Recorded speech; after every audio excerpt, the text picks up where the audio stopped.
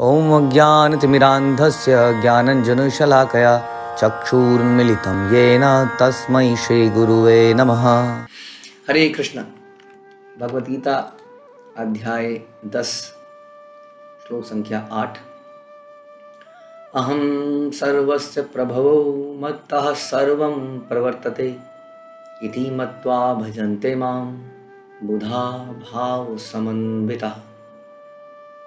मैं समस्त आध्यात्मिक तथा भौतिक जगतों का कारण, प्रत्येक वस्तु मुझसे ही उद्भूत है। जो बुद्धिमान यह भली भांति जानते हैं वे मेरी प्रेम भक्ति में लगते हैं तथा हृदय से पूरी तरह मेरी पूजा में तत्पर होते हैं। तो अगर यदि भगवद गीता को बहुत ध्यान से पढ़ा जाए तो आई डोंट नो कैसे कोई कंफ्यूजन रह सकता है, क्योंकि बहुत ही क्लियर है। फिर भी संसार में न जाने इतने मत क्यों हैं कि ईश्वर कौन है, करना क्या है, कौन सा योग पद्धति उचित है, कर्म योग उचित है या ध्यान योग उचित है या ज्ञान योग उचित है। इस श्लोक को सुन के ही एक ही श्लोक से सब कुछ क्लियर हो जाता है। इस आधे श्लोक में तो ये समझ में आता है कि भगवान कौन है, और उसके बाद आधे श्लोक में समझ में आता है कि करना क्या है। तो पहले तो भगवान बताते हैं कि मैं समस्त आध्यात्मिक और भौतिक जगतों का कारण हूँ। तो यानी कि न केवल आध्यात्मिक, न केवल भौतिक जगत, इवन आध्यात्मिक जगत के कारण भी भगवान बता रहे हैं, कृष्ण कह रहे हैं कि मैं हूँ। अर्जुन के सामने खड़े हैं युद्ध भूमि के बीच में, अर्जुन के डाउट को क्लियर करने के लिए कि अगर तुम मेरे लिए लड़ोगे तो कोई प्रॉब्लम नहीं है, क्योंकि मैं ही भगवान हूँ, मैं ही धर्म को बनाने वाला हूँ। मुझसे ज़्यादा कौन जानता है कि सही क्या है गलत क्या है, क्योंकि मैंने ही सब कुछ क्रिएट किया है। मैं सबके हृदय में रहता हूँ, मैं सबके हृदय की बात को जानता हूँ। I know who is right, who is wrong, कौन सच्चा है कौन झूठा है। मुझसे ज़्यादा कोई नहीं जान पाएगा, क्योंकि मैं परमात्मा हूँ, मैं ही ईश्वर हूँ। और यहाँ बताया कि मैं ही भौतिक तत्वों का, हर चीज़ का क्रिएटर हूँ, न केवल भौतिक, क्योंकि भौतिक में तो कई फाइट हो सकती है। Who is greater, lord Brahma is greater, lord Shiva is greater, और some other demigod, Indra, Chandra, Surya, who is greater. यहाँ पे कुछ डाउट हो सकता है।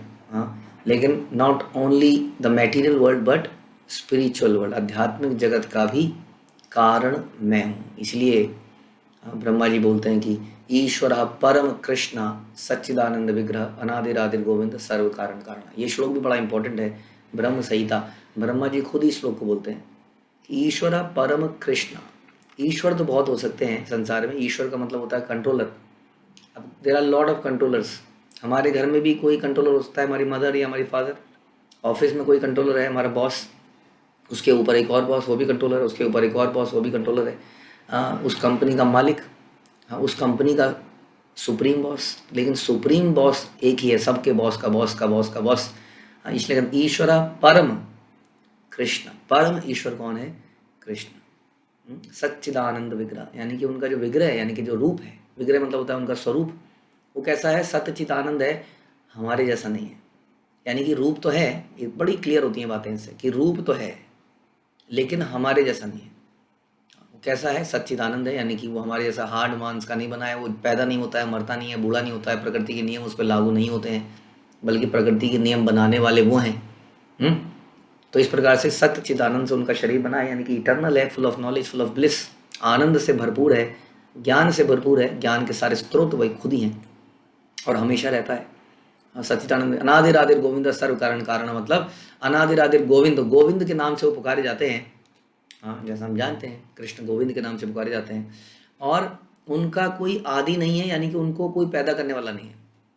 ऑल दो वसुदेव और देवकी और यशोदा और नंद बाबा उनके साथ वात्सल्य रस में है, ना कि पैदा करने वाले हैं वास्तव में। तो इस प्रकार से अनादिर आदिर का मतलब हो गया, ना तो कोई उनके पहले था, ना कोई पहले हो सकता है, ना उनके बाद में, अंत में भी वही रहते हैं, प्रारंभ में भी वही रहते हैं, और सब कारणों के कारण वही हैं। वही इस श्लोक में बोला गया कि मैं समस्त आध्यात्मिक भौतिक जगतों का कारण। तो ब्रह्मा जी जानते ही हैं, इसलिए वही बात बोल रहे हैं ब्रह्म संहिता में, जो इस भगवद गीता के 10वें अध्याय के 8वें श्लोक में हम सुन रहे हैं कि आध्यात्मिक भौतिक जगत का कारण मैं हूँ। प्रत्येक वस्तु मुझसे ही निकलती है, कोई भी वस्तु हो चाहे वो, उसका जो कारण है क्रिएटर है मैं हूँ। अब ये बताया कि ये भगवान है, और आधे अगले श्लोक में क्या बताते हैं उसके बाद वाले में, कि जो व्यक्ति इसको जानता है भली भांति, जो बुद्धिमान व्यक्ति है, वो व्यक्ति क्या करता है, मेरी प्रेमा भक्ति में लगता है। यानी कि असली उद्देश्य क्या है, जानने के बाद भगवान की भक्ति करना। तो इस आधे श्लोक से बिल्कुल क्लियर हो जाता है कि भगवान के जो भक्ति योग है वो सुप्रीम योग है। हाँ, जानने के बाद क्या करना है, प्रेमा भक्ति करनी है। इसलिए हम कहते हैं बहुनाम जन्मनाम अंते ज्ञानवान माम प्रपद्यन्ते वासुदेवं सर्वमिति स महात्मा सुदुर्लभा। ज्ञानियों में भी कोई एक व्यक्ति ऐसा है, हाँ, जो वास्तव में इस बात को जान पाता है और मेरी प्रेमा भक्ति में लग पाता है कि वासुदेव ही सब कुछ है, यही ईश्वर है, और उसको बुद्धिमान व्यक्ति बोला गया है। तो बुद्धिमान व्यक्ति वो है जो भगवान के बारे में ये जानता है कि भगवान सभी जगतों के कारण हैं, हर चीज़ के कारण है, सबके पिता हैं, ईश्वर है, परम ईश्वर है। और ये जानकर, अभी ये कंप्लीट नहीं है, जो ये जानते हैं अच्छे से और मेरी प्रेमा भक्ति में लग जाते हैं, वो बुद्धिमान व्यक्ति है। हाँ, और वो क्या करते हैं, हृदय से मेरी पूजा में तत्पर रहते हैं। यानी कि भगवान, इसका एक और श्लोक क्लियर हो गया जो भगवान ने बोला था 9वें अध्याय में कि मन मना भव मत भक्तो मध्याजी माम नमस्करो, कि मेरी भक्ति करो, मुझे प्रणाम करो, मुझे नमस्कार करो, बस मुझे ही, अल्टीमेटली मुझे शरणागति करो, क्योंकि मैं ही हूँ अल्टीमेटली हर चीज़ का सोर्स। तो हृदय से मेरी पूजा करते हैं, डर के नहीं करते हैं। ये भी बड़ा इंपॉर्टेंट है। इस श्लोक में ये भी क्लियर कर रहे हैं कि प्रेमा भक्ति की बात हो रही है। हाँ, यहाँ पे इसके कहते हैं लविंग डिवोशनल सर्विस। भगवान की जो सेवा है वो प्रेममयी सेवा है। वो ऐसी नहीं है जैसे हम ऑफिस के अंदर सेवा करते हैं, संसार की सेवा करते हैं जहाँ हमें मजबूरी में काम करने पड़ते हैं। That is out of attraction, love and affection for Krishna, जो कि धीरे धीरे जागृत होता है। प्रारंभ अवस्था में आप कहेंगे हमारे अंदर तो इतना जागृत नहीं है, उसके लिए हम भगवान के नामों का उच्चारण करते हैं। ये भगवान के नाम हमारे हृदय को शुद्ध करते हैं। भगवान के नाम में कितनी शक्ति है, इसी से पता चलता है कि भगवान सुप्रीम पर्सनैलिटी है, क्योंकि उनका नाम लेने से हरे कृष्ण कृष्ण कृष्ण हरे हरे, हरे राम राम राम हरे हरे, इस मंत्र को जपने से हमारे हृदय के, हाँ, जो सारे गंदगी है वो साफ होती है। और क्या होती है, भगवान के प्रति अट्रैक्शन पैदा होती है। हम भगवान की हृदय से प्रेमा भक्ति में लगते हैं। ऐसा हमने कर्त होते हुए देखा। तो ये श्लोक बड़ा इंपॉर्टेंट है इस नज़रिए से। जो व्यक्ति इसको समझ जाएगा वो सारी चीज़ों को समझ सकता है। हाँ, और आप कहेंगे कि ये तो भगवत गीता में लिखा है, अपने ही आप से भगवान बोल रहे हैं, क्या प्रमाण है इसका? और कहाँ पे लिखा है? भगवान गीता में बोल रहे हैं तो क्या हो गया, गीता तो उन्हीं की द्वारा बोली गई है। हाँ, अब इसमें कई जगह प्रभुपाद कोट कर रहे हैं। अगर आप इसके परपट को पढ़ेंगे, बहुत जगह प्रभुपाद कोट कर रहे हैं कि कैसे, कहाँ कहाँ पर, कितनी जगह है, एक जगह नहीं अनंत जगहों पर क्लियरली लिखा गया है। फिर भी समाज में क्यों इतनी कन्फ्यूज़न है? क्योंकि एक there is no systematic knowledge की कमी है। ख़ास तौर पे एक पर्टिकुलर हमारे जो हिंदू हैं, ख़ास तौर उनकी बात करें, ये सनातन धर्म सबके लिए है, लेकिन हिंदुओं के अंदर एक पर्टिकुलर स्पेसिफिक ट्रेनिंग की प्रॉब्लम हो गई है। हम बहुत ज़्यादा मॉडर्न हो गए हैं। हम देखते हैं कि बाकी क्रिश्चियनिटी में, इस्लाम में सब लोग अपने धर्म का बड़े अच्छे से पालन कर रहे हैं, बचपन से ही उसकी ट्रेनिंग ले रहे हैं। सो दे नो कि who is God and they are not confused. वो कन्फ्यूज नहीं है, लेकिन हम लोग कन्फ्यूज्ड हैं। हाँ, क्योंकि हमारे पास कोई नॉलेज लेने का तरीका नहीं है। हम बस रिचुअलिस्टिक चीज़ें कर रहे हैं, और हर शहर में, हर राज्य में, हर जाति में अलग अलग पूजा करने के तरीके हैं, हर अलग अलग भगवान है। इसलिए आज के जनरेशन ने भगवान को ही त्याग दिया है कि ये सब ढकोसला है। हाँ, यदि हम सिस्टमेटिकली पढ़ेंगे तो शास्त्रों में बिल्कुल क्लियर लिखा है कि कौन भगवान है, कोई कन्फ्यूज़न हो ही नहीं सकता है। ये तो इसकी एब्सेंस है ज्ञान की, इसलिए इतना कन्फ्यूज़न हो गया है। तो प्रभुपाद कह रहे हैं कि क्या करना चाहिए। प्रभुपाद कह रहे हैं जिस विद्वान ने वेदों का ठीक से अध्ययन किया है, भगवान चैतन्य जैसे अधिकारियों से ज्ञान प्राप्त किया है, वह जानता तथा यह जानता हो कि इन उपदेशों का किस प्रकार उपयोग करना है। ये बड़ा इंपॉर्टेंट है कि ज्ञान को प्रैक्टिकली अप्लाई कैसे करना है। वही यह समझ सकता है कि सारे भौतिक या आध्यात्मिक जगत के मूल कृष्ण है। इसलिए कहा गया वो व्यक्ति बुद्धिमान है। इस प्रकार से के ज्ञान से वह भगवत भक्ति में स्थिर हो जाता है, क्योंकि उसे समझ में आता है कि कृष्ण ही सुप्रीम कंट्रोलर है। इसलिए इधर उधर जाने की जरूरत नहीं है। वह व्यर्थ की टीकाओं के, मूर्खों की बोली हुई टीकाएं या लिखी हुई टीकाओं को पढ़ता नहीं है। सारा वैदिक साहित्य ये करता है। जैसे कि प्रभुपाद बोलते हैं अथर्व वेद गोपाल तापनी उपनिषद 1.24, प्रभुपाद बता रहे हैं कि उसमें कहा गया यो ब्राह्मणाम विदधाति पूर्वम यो वै वेदांश गापयन्ति स्म कृष्ण। प्रारंभ में कृष्ण ने ब्रह्मा को वेदों का ज्ञान प्रदान किया, और उन्होंने भूतकाल में वैदिक ज्ञान का प्रचार किया। तो यहाँ पर बता दिया गया जी कि ब्रह्मा जी को ज्ञान देने वाले भगवान हैं, तो ब्रह्मा जी कैसे उनसे ऊपर हो सकते हैं। फिर नारायण उपनिषद में कहा गया, अथ पुरुषो हवै नारायणो कामयत प्रजा सृजयति। तब भगवान ने जीवों की सृष्टि करनी चाहिए, यानी कि भगवान ने सृष्टि करी, नारायण ने सृष्टि करी। Narayan is nothing but Krishna himself.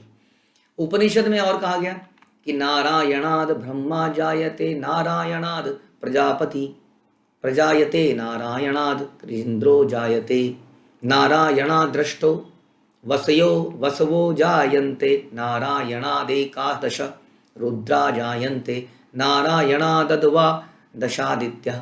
कि नारायण से ब्रह्मा उत्पन्न हुए, नारायण से प्रजापति उत्पन्न हुए, नारायण से इंद्र 8 वसु उत्पन्न हुए, नारायण से 11 रुद्र 12 आदित्य उत्पन्न हुए। ये नारायण कृष्ण के अंश हैं, ये भी इस वेदों में साफ साफ लिखा गया।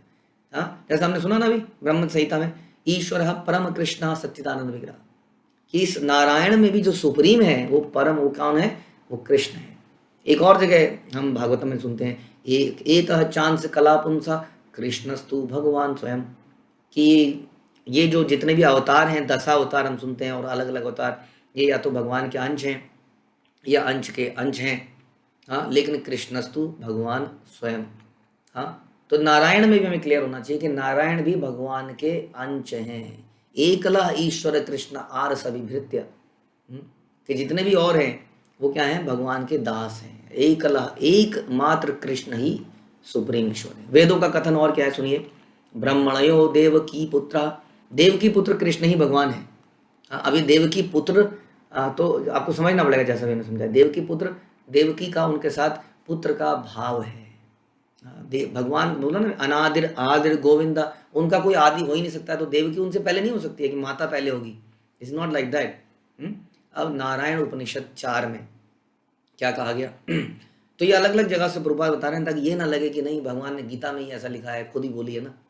एको वे नारायण आसिन ब्रह्माना ईशानो नापो नग्नि समो नेमे द्यावा पृथ्वी न नक्षत्राणि न सूर्य। सृष्टि के प्रारंभ में केवल भगवान नारायण थे, न ब्रह्मा थे, न शिव थे, न अग्नि थी। अब इस सृष्टि की बात कर रही है, इसलिए बार बार नारायण शब्द आता है, क्योंकि सृष्टि को क्रिएट करने के लिए भगवान कृष्ण अपना एक अंश क्रिएट करते हैं, जिसको हम नारायण कहते हैं, और वो अंश सृष्टि की रचना करता है। क्योंकि कृष्ण हमेशा दिव्य लीलाओं में व्यस्त रहते हैं, उनका काम नहीं है क्रिएशन करना, हाँ, ब्रह्मा जी को ज्ञान देना, वो सब, वो हमेशा अपनी दिव्य लीलाओं में रहते हैं, क्योंकि उनका मुख्य कार्य है अपने भक्तों को के साथ रहना, उनको संतुष्ट करना, और उनके भक्त नित्य उनके साथ लीला करते हैं। तो एक दिव्य जगत है जहाँ पर शुद्ध आत्मा है, भगवान उन आत्माओं के साथ उनको प्रसन्न करने में लगी रहता है, और वो आत्माएं भगवान को प्रसन्न करने में लगे रहते हैं। उससे अलग इस भौतिक जगत में अशुद्ध आत्माएं आती हैं, जो किसी कारण से यहाँ पे आई। अब इसको क्रिएट करने के लिए नारायण के अलग अलग रूप आते हैं, जिसको हम गर्भोदक्षाई विष्णु, क्षीरोदक्षाई विष्णु, कारोदक्षाई विष्णु होते हैं।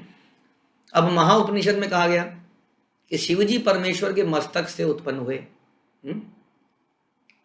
अतः वेदों का कहना है कि ब्रह्मा तथा शिव के श्रेष्ठा भगवान की ही पूजा की जानी चाहिए। मोक्ष धर्म में क्या कहा गया, प्रजापतिम च रुद्रम चाप्यमेव सृजामि वे तो ही माम न विजानीतो मम माया विमोहितो। मैंने ही प्रजापतियों को, शिव को, अन्यों को उत्पन्न किया है, किंतु वे मेरी माया से मोहित होने के कारण ये जानते नहीं कि मैंने उनको उत्पन्न किया है। आगे सुनिए, वराह पुराण में कहा गया, नारायण परो देवस्तस्मात् जातश्चमुतर्मुख तस्मात् रुद्रो अभवेद्य अभदेव सचा सर्वज्ञतां गतः। नारायण भगवान है जिनसे ब्रह्मा उत्पन्न हुए, फिर ब्रह्मा से शिव उत्पन्न हुए।